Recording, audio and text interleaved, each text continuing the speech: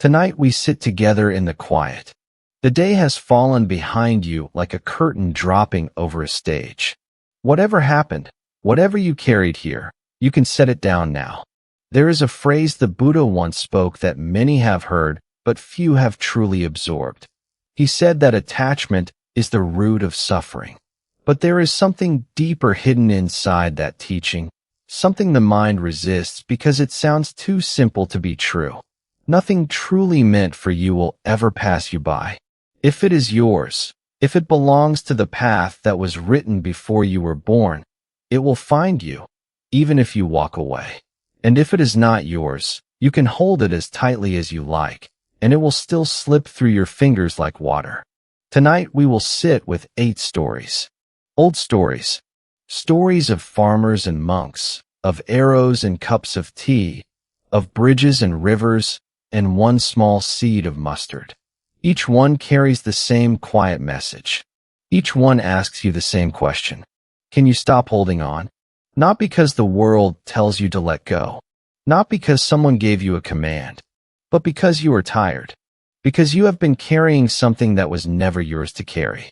And because the night is asking you to rest. So breathe softly. Let the voice become a companion, nothing more. Let the music hold the space between words. And when the stories end, notice what remains. That is what was always meant for you. In a small village at the foot of a mountain, there lived a farmer. He was neither rich nor poor. His land was modest, his house was old, and his horse was strong. The villagers called him lucky because of that horse. It was the finest animal in the valley, sleek and black with a mane like dark silk. One morning, the horse ran away. It leapt over the fence during the night and disappeared into the hills. The neighbors gathered at the farmer's gate. They shook their heads and said, "What terrible luck! Your horse is gone. How will you plow your fields?" The farmer looked at them calmly. He poured himself a cup of tea. "Maybe," he said. A week later, the horse returned. And it was not alone. Behind it came 3 wild horses, beautiful and untamed, their coats the color of amber. The neighbors could not believe their eyes. "What incredible luck!" they cried. "Now you have 4 horses. You are the richest man in the valley." The farmer sipped his tea. "Maybe," he said. The next week, the farmer's only son was riding one of the wild horses. The horse bucked. The boy fell. His leg broke in 2 places. The neighbors shook their heads again. "Such a curse," they said. "Your son is crippled.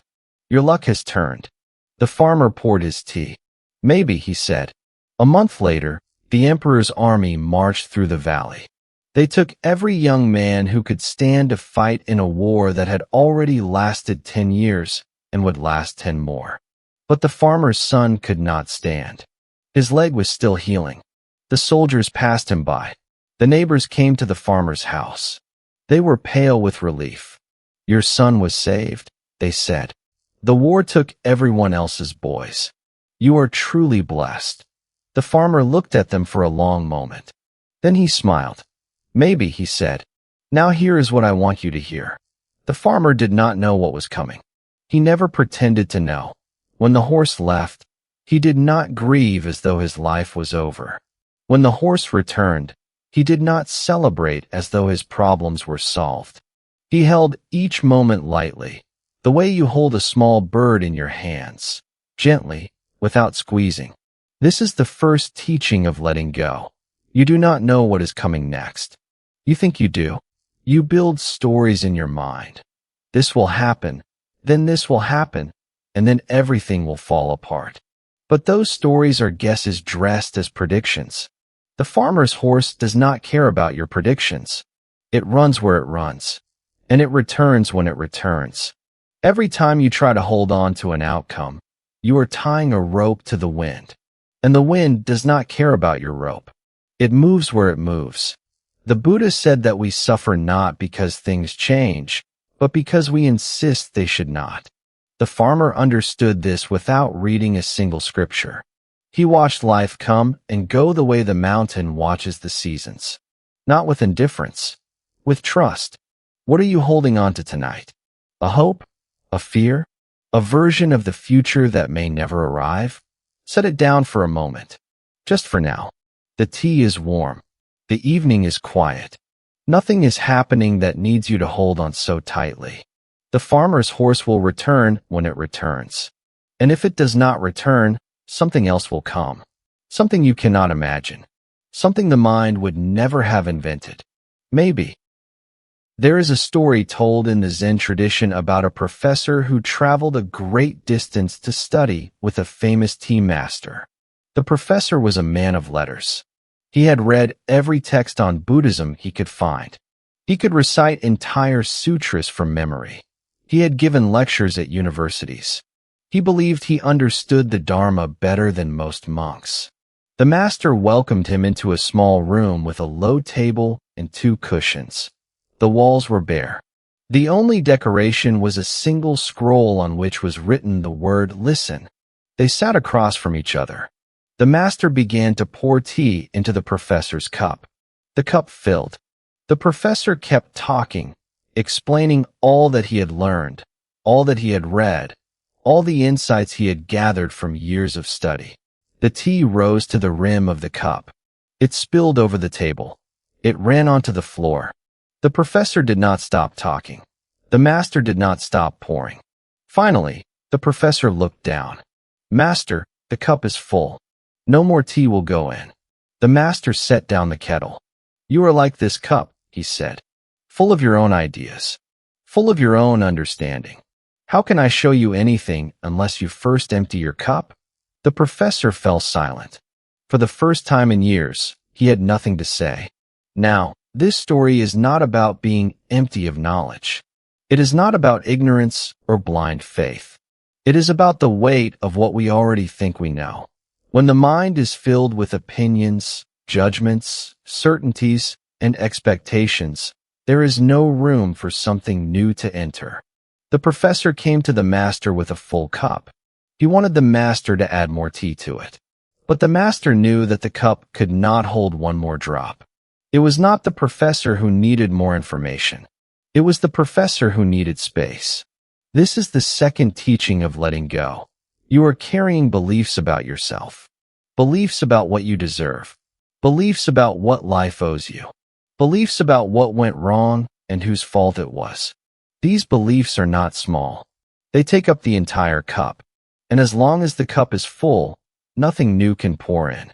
The Buddha did not teach that you must believe what he believed. He taught that you must investigate for yourself. He said, "Do not accept something merely because I have said it. Test it. Taste it. See if it leads to suffering or to freedom." He was asking you to empty your cup, not to replace one set of beliefs with another, but to create the space where truth can enter on its own terms. What is your cup full of tonight? Maybe it is full of expectations. You expected the relationship to last. You expected the job to be stable. You expected the person to change. And when reality did not match your expectations, the tea spilled all over the floor. Or maybe it is full of certainty. You are certain that you know who you are. You are certain that you know what you want. You are certain that the path ahead is the only path. And that certainty has become so heavy that you cannot move. The master did not pour the tea to punish the professor. He poured it so the professor could see, with his own eyes, in his own hands, that something had to go before something could come. Tonight, you do not need to empty everything. You do not need to erase who you are. You only need to notice what you are carrying. Notice it without judgment. Notice it the way you would notice a stone in your shoe. Not angry at the stone, just aware that it is there. And then, gently, take it out. The tea is waiting. But first, the cup must be empty enough to receive it. The Buddha told a story about a man who lived on one side of a great river. On the other side of the river was a village where the man wanted to build a home. He had never crossed the river before. The water was deep, the current was strong, and there were no bridges. One day, the man gathered sticks and leaves and vines. He worked for days, tying them together, shaping them with patience. Finally, the raft was finished. It was not beautiful. It was not elegant. But it floated, and it carried him across the river safely, on the strength of his own hands. He reached the other side. He pulled the raft onto the bank. And then he did something that seemed strange at first. He lifted the raft onto his shoulders and carried it with him. Every step he took, he carried the raft. Every mile he walked, the raft pressed deeper into his shoulders. He could not run. He could not climb. He could not enjoy the path because the weight was always there. A traveler passed him on the road. "Why are you carrying that raft?" the traveler asked. "You are on dry land now." The man looked confused. "This raft saved my life," he said. "It carried me across the river. I cannot leave it behind." The traveler shook his head. "The river is behind you. The raft did its work. You do not need it here." This is the third teaching of letting go. You have rafts in your life. Things that saved you. Methods that carried you through dark water. Beliefs, habits, relationships, strategies that were exactly right for a time. They were not wrong. They were necessary. Without them, you would not have made it to where you are now. But you are not in the river anymore. And yet you carry the raft. You carry the coping mechanism that kept you alive during the worst year of your life. You carry the defense that protected you when you were young. You carry the armor that made sense when the world felt dangerous. And now the armor is so heavy that you can barely walk. The Buddha used this story to explain why even his own teachings must eventually be released. He said the Dharma is like a raft. It is for crossing, not for carrying. Once you have crossed the river of suffering, you do not strap the teaching to your back and walk the rest of your life under its weight. What raft are you carrying tonight? Perhaps it is the need to control. At some point, control saved you. When everything was falling apart, you held on to what you could manage. You made lists. You made plans. You kept everything in order because order was the only thing that made sense. But now the river is behind you, and you are still making lists in your sleep. Perhaps it is the need to be right. Being right protected you. When no one believed in you, your certainty about your own correctness was the only thing that held you together. But now that certainty has become a wall, and behind the wall, you are alone. The raft is not the enemy. The raft is your friend. Honor it. Thank it. And then leave it on the bank of the river where it belongs. The road ahead does not require it. You are lighter than you think. There was once a young woman named Kisagatami. She was beautiful, and she loved her only son more than her own life. The child was the center of her world, the source of every laugh, every hope, every quiet morning. And then the child died. Kisagatami could not accept it. She refused to accept it. She carried the child's body through the streets, begging anyone who would listen. "Give me medicine. Give me a cure. My son cannot be dead. He is too young. He is too good. This cannot be real." The people shook their heads. "He is gone," they said. "There is no medicine for death." But one man, seeing her suffering, pointed down the road. "There is someone who may be able to help. The Buddha lives at the end of this path." Kisagatami ran to the Buddha. She laid the child at his feet and wept. "Please," she said, "you are said to have great powers. Bring my son back to life." The Buddha looked at her gently. "I can help you," he said, "but you must do something for me first. Bring me a mustard seed." Kisagatami's eyes lit up. "A mustard seed? I can do that. Where should I get it?" "From any house," the Buddha said, "but it must be from a house where no one has ever died." She ran to the nearest house. "Give me a mustard seed," she said. "My son is dying." The family gave her one. Then she remembered the condition. "Has anyone ever died in this house?" The family paused. "Yes," they said. "Our grandmother died last year." She went to the next house. "Has anyone ever died here?" "Yes." "Our father." The next house. "Yes." "Our son." And the next. And the next. She walked through the entire village, And in every house, the smallest house, the richest house, the oldest, the newest, someone had died. A mother, a father, a child, an uncle, a grandparent, a friend. No house was free from death. By the time she returned to the Buddha, the sun was low in the sky. She was exhausted. She was empty. But something had shifted. She set the child down, and she said, "I understand. Death comes to every house." The Buddha nodded. "Yes," he said, "and that is why we must live fully while we are here." This is the fourth teaching of letting go. Kisagami did not let go because someone told her to. She did not let go because the Buddha commanded it. She let go because she walked through the world and saw the truth with her own eyes. She saw that no one is exempt. No one is special in the way that death cannot reach them. This is not a cruel teaching. It is the most compassionate teaching there is. Because when you accept that everything ends, that every relationship, every season, every chapter of your life will eventually close its door, you stop wasting your energy fighting the closing. And you start spending your energy living in the room while the door is still open. What are you refusing to accept tonight? Maybe it is a loss, a person who left, a time that has passed, a version of yourself that no longer exists. You keep going back to the house where they lived, knocking on the door, hoping someone will answer. But the house is quiet, and the door is closed. Maybe it is an ending that has not happened yet. You are already grieving something that is still here, still alive, still breathing. You are so afraid of the loss that you are missing the life. Kisagami learned that death comes to every house. But she also learned something else. She learned that every house is still a home, even with death in it, even with loss in it.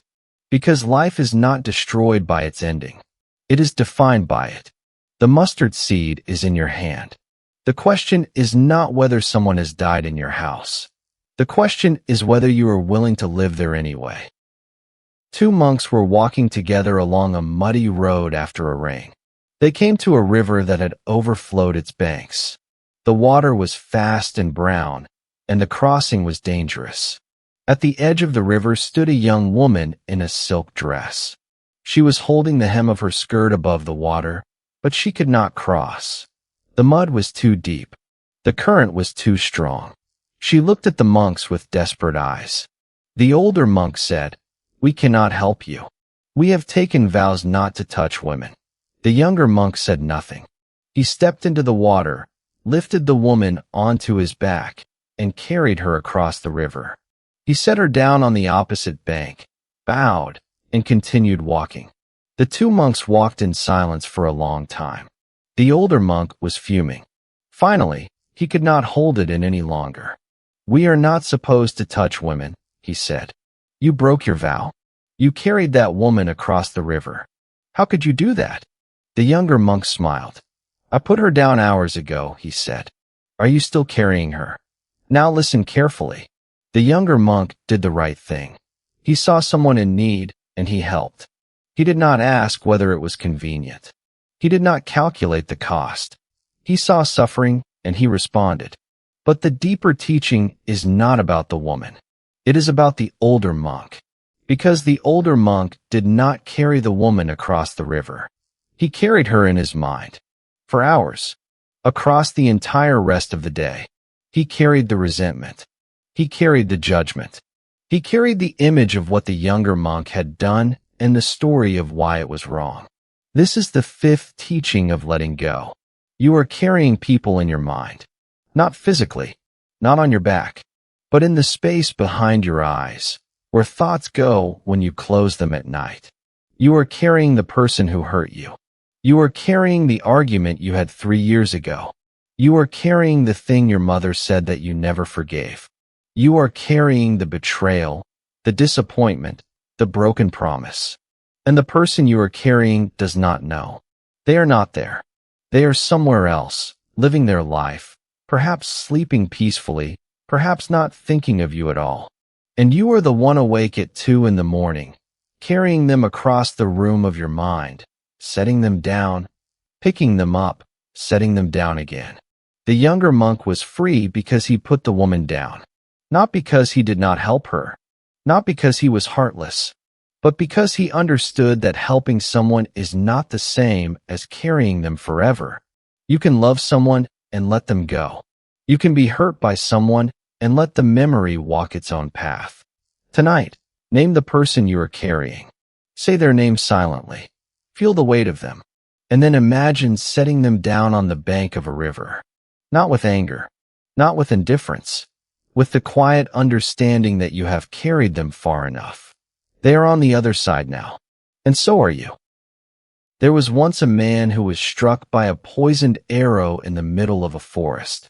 His companions rushed to his side. They pulled out the arrow and began to clean the wound. But the man stopped them. "Wait," he said. "Before you treat this wound, I need to know something. Who shot this arrow? Was he tall or short? Was he young or old? What was his name? What was his family? Was the arrow made of bamboo or wood? Were the feathers from a hawk or a crow?" His companions stared at him. "You are bleeding," they said. "The poison is entering your blood. Does it matter who shot the arrow?" But the man insisted. He wanted to know everything. He wanted to understand every detail. He wanted the full story before he would allow anyone to help him. The Buddha told this story to explain something about the human mind. We do this constantly. We ask questions that do not need answers. We demand explanations that do not change the outcome. We insist on understanding before we act, and in the meantime, the poison spreads. This is the sixth teaching of letting go. You are waiting for answers before you heal.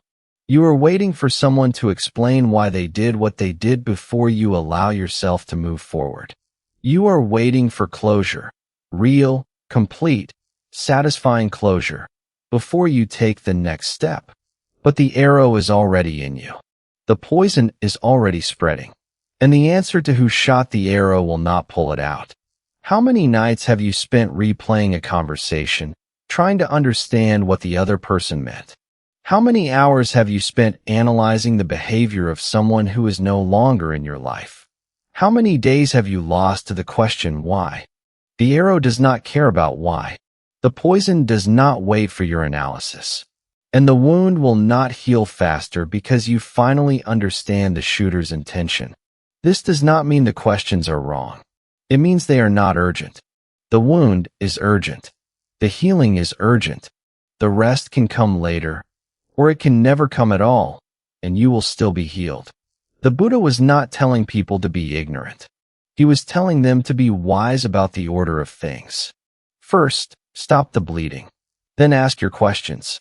But do not let the questions become the bleeding. What question are you still asking tonight? What answer are you still waiting for? What explanation do you need before you give yourself permission to move on? Put down the question. Not forever. Just for now. The arrow is in you. Let someone pull it out. Let the poison leave your body. Let the wound close. And when it has closed, if you still want to know who shot the arrow, you can ask. But you may find that by then, you no longer need to. An old man came to the banks of a wide river. He wanted to cross to the other side where his family lived. He had not seen them in many years. The journey had been long, and his body was tired. He looked at the water. It was deep and dark. The current pulled at the rocks along the shore with a sound like breathing. There was no bridge. There was no boat. There was nothing but the water and the far bank and the distance between them. The old man sat down on a stone. He had walked so far. He had given up so much to reach this place. And now, between him and the people he loved, there was a river he could not cross. He sat there for a long time. The sun moved across the sky. The shadows grew long. And then, slowly, he began to laugh. A young monk passing by stopped and asked, "Old man, why are you laughing? You seem stuck." The old man wiped his eyes. "I am laughing because I have been standing on a bridge this entire time," he said. "I was so busy looking at the water that I did not notice the stones beneath my feet." The young monk looked down. The stones did form a path, not a perfect path, not a straight path, but a path. Each stone was slightly different. Some were high, some were low, some were covered in moss. But together, they made a crossing. Now here is the teaching. You are standing on stones and looking at the water. You are so focused on what is between you and the thing you want, the difficulty, the danger, the fear, that you do not see the path you are already standing on. You think you need a bridge. You think you need a boat. You think you need someone to carry you across. But the stones are there. They have always been there. The path does not look like a highway. It does not look like a plan. It looks like a series of small, uneven steps that do not make sense until you take them. This is the seventh teaching of letting go. You are holding on to the idea that the way forward must be clear before you can walk it. You are holding on to the belief that you must see the entire bridge before you take the first step.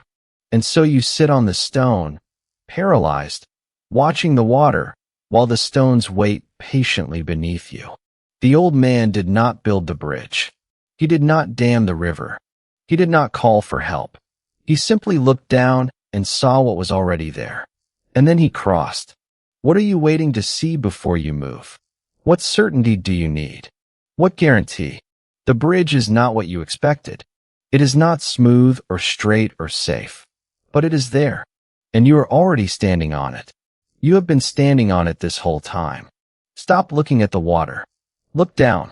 Take the first step. The stones will hold you. They always have. There was once a wealthy man who built a magnificent house. It was the finest house in the region. The walls were thick. The roof was high. The gardens stretched out on every side like green oceans. Everyone who passed by admired it. The man was proud. He had spent years building it. One night, a fire started in the kitchen. A candle had fallen. A curtain caught. Within minutes, the flames were climbing the walls. The man ran through the house, grabbing everything he could: furniture, paintings, boxes of letters. He ran out the front door with his arms full. His neighbor stood outside watching. "Put it down," the neighbor said. "You are in the fire. Everything you are carrying is burning." The man looked at the objects in his arms. The paintings were curling in the heat. The furniture was smoldering. The letters were turning to ash. And he was still inside the house. He set everything down. He ran outside. And as he stood on the lawn, the house burned to the ground. Everything he had built was gone. Every room, every wall, every memory embedded in the wood and stone. The man fell to his knees. And then, as the last flames died, something happened that no one expected. He stood up. He looked at the empty space where his house had been. And he said, "Now I can build something new." The neighbor was stunned. "You lost everything," he said. The man shook his head. "I did not lose everything. I lost a house. I am still here. And now I am free to build again, without being afraid of losing what I built." This is the eighth and final teaching of letting go. The fire is not always destruction. Sometimes it is clearance. Sometimes the thing that burns is not your life, but your attachment to a specific version of your life. And when the ashes cool, you discover something astonishing. You are still here. You did not burn. The house burned. The furniture burned.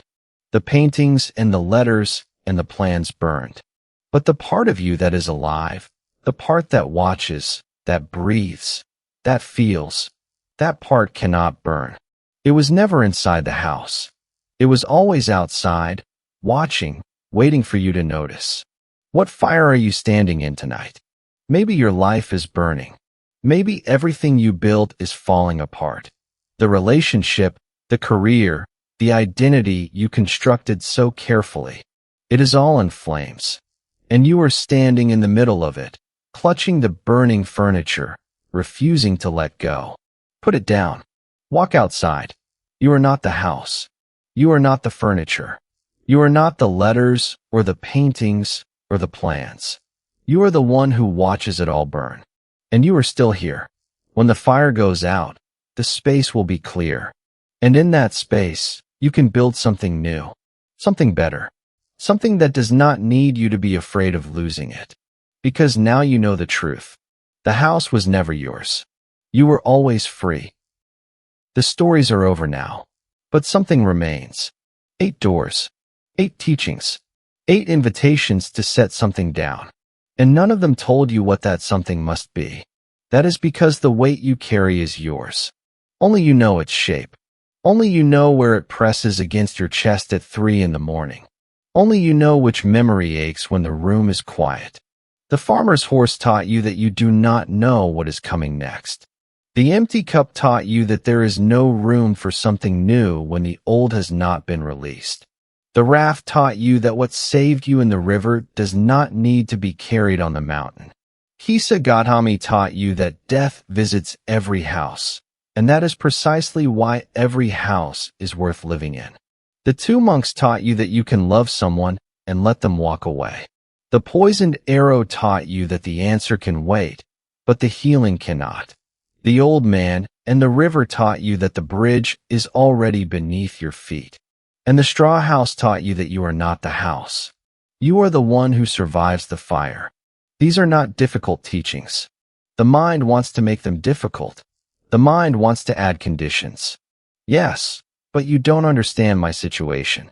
Yes, but my loss is different. Yes, but letting go means I don't care. No, letting go means you care so much about your own life that you refuse to spend it carrying what is no longer yours. The Buddha did not teach that you must feel nothing. He taught that you must stop clinging to what you feel. Feelings come and go like weather. Some days are rain. Some days are sun. And some days are the quiet gray that asks nothing of you except that you be present. Tonight, be present. Not present to the future. Not present to the past. Present to this moment, this room, this breath. Notice what is here. The air. The sound of your own body breathing. The slight weight of the blanket. The darkness that is not frightening but gentle, like the inside of a closed hand. You are safe here. Not because nothing can hurt you, but because you have already survived everything that is tried. Set it all down.